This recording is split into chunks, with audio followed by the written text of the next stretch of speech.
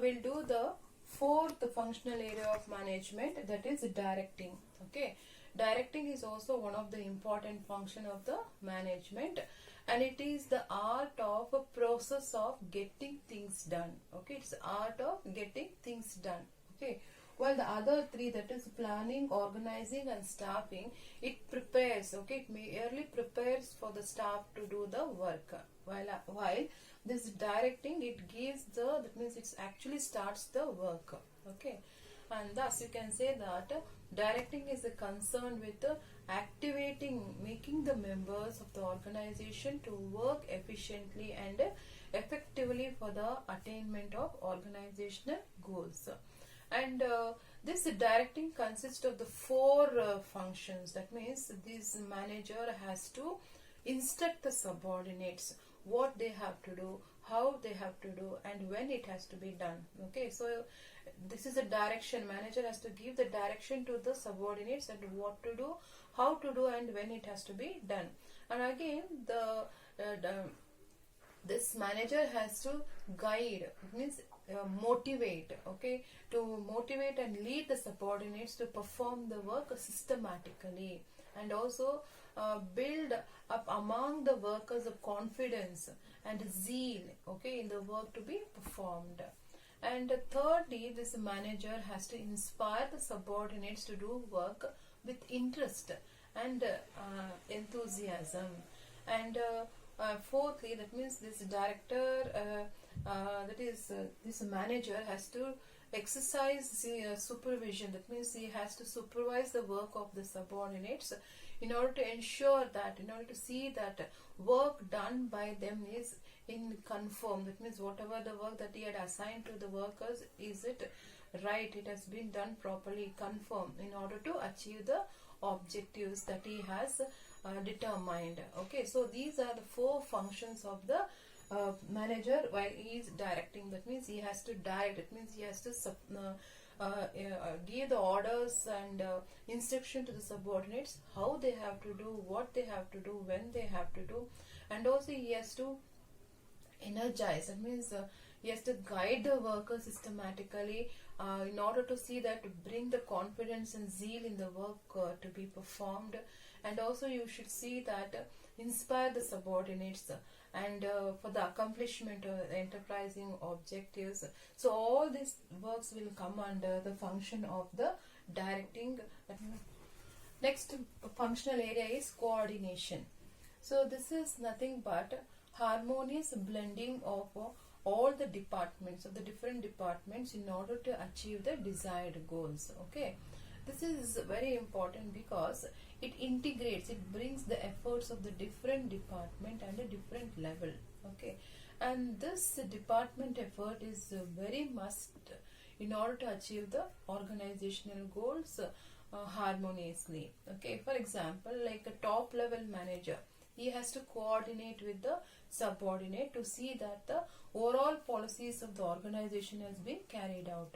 And similarly, second level manager has to coordinate with the both the top level and as well as the manager. Okay, so like this, they have to coordinate in order to get the work completed. So on the whole, you can say it is nothing but a harmonious blending of all the different departments in order to achieve the desired goal. Okay, the next another last important functional area of management is controlling. That means to control. So here the effort of the main function of the manager is to see that everything is being carried out in accordance with the plan which has been adopted. Okay, and he has to see that the orders which has been given and the policies that has been laid down, all these things are being followed by the subordinate. So here he is acting as a controller. That means he is checking whether the assigned plans, programs, policies, principles, all has been followed by the subordinates. So the main objective of this controlling is that is to manager to point out the mistakes in order that they can be rectified and prevented further. Okay, and also to see that increase, it means to see that overall effective of the organization, it means to achieve the overall efficiency of the organization, and also to see that create an atmosphere of order and discipline, okay, so that the purpose of the organization can be achieved. So controlling means it is nothing but seeing that everything is being carried out according to the plan, okay. So the manager has to follow it, okay. It is his power, that means he has to see that whether the plans and principles and policies that has been laid down by the company is being followed, okay, by the subordinates. Why he has to do is that in order to see that there will be no mistakes, and they may what if they have done any mistake, it could be rectified, okay, and also to achieve the overall efficiency of the organization. Now we'll move on to the next concept, that is principles of management. So what is this principles of management? That is for a smooth and efficient functioning of the business, okay, business concern, we need to have to follow the certain principles, and these principles are suggested by Henry Fayol, okay. He has suggested 13 principles, and now let us see one by one.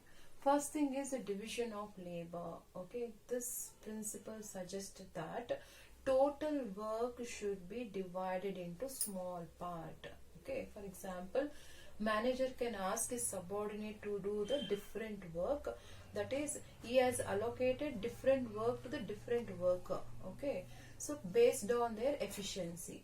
So now what will happen, since the work is been divided to the different people based on their efficiency, so they do the work very fastly, okay, and since they would have specialized in that work, they do the work very fastly, and this helps in the less wastage of time and less wastage of the product, that is product also.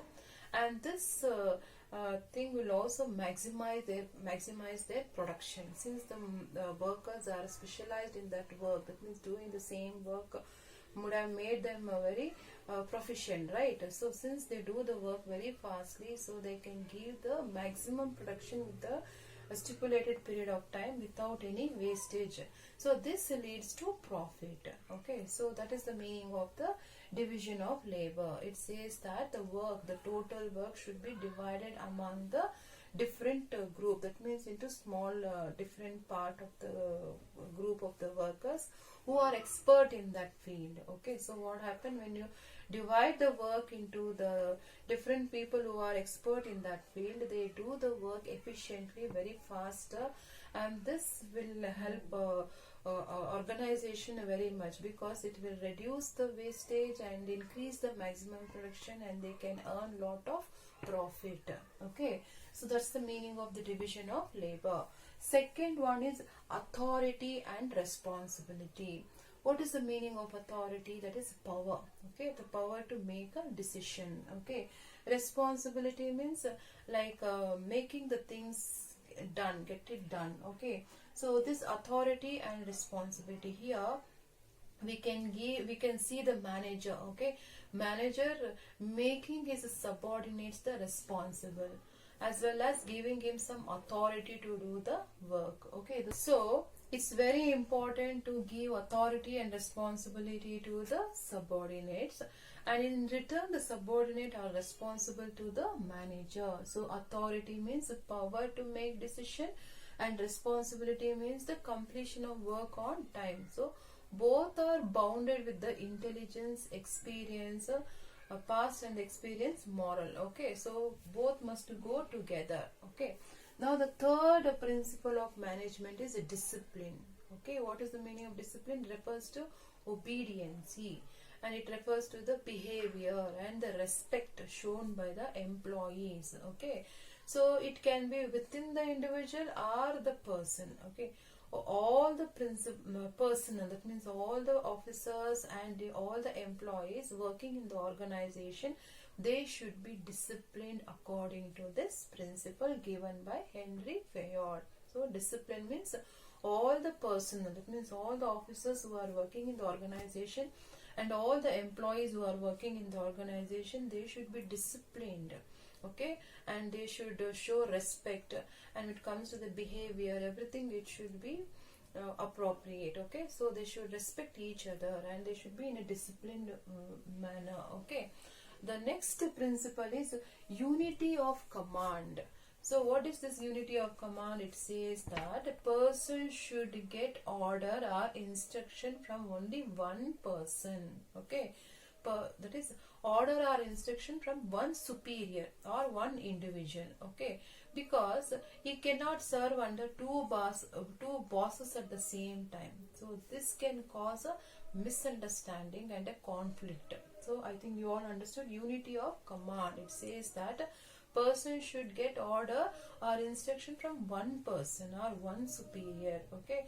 He cannot serve under, that means subordinate cannot serve under two bosses. If that is the case, it leads to misunderstanding and a conflict, okay. So unity of command is very, very important in an organization. Next, unity of direction, okay. This principle says that each group of activity should have some objectives. That means they should have one head and one plan for direction, okay. I think subordination of individual interest to general interest. So this principle tells us that management should minimize the individual differences. That means it should see that there should not arise any differences of opinion in the mind of the individual towards the organization, and it also should see that it should not allow this individual differences to block the fulfillment of the general objective of the organization, okay. So if that is the case, it is the responsibility of the manager. He has to see that he convinces subordinate, okay. So it's very important to fulfill the organizational interest first and then think about the individual interest.